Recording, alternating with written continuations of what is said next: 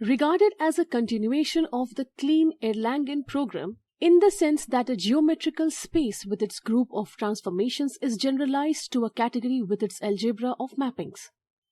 Bust of Herodotus in Stoa of Attalus, one of the earliest nameable historians whose work survives.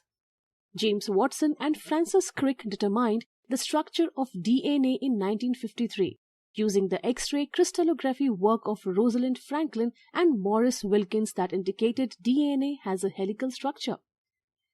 These early attempts to understand microscopic phenomena, now known as the old quantum theory, led to the full development of quantum mechanics in the mid-1920s by Niels Bohr, Erwin Schrödinger, Werner Heisenberg, Max Born and others.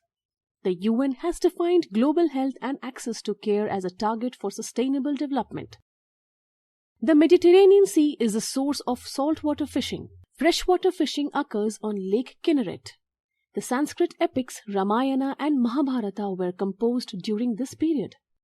The first example of the polarization effect that we have already discussed is the scattering of light.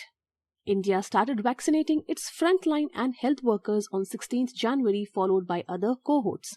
Anti-COVID drug developed by DRDO approved for emergency use.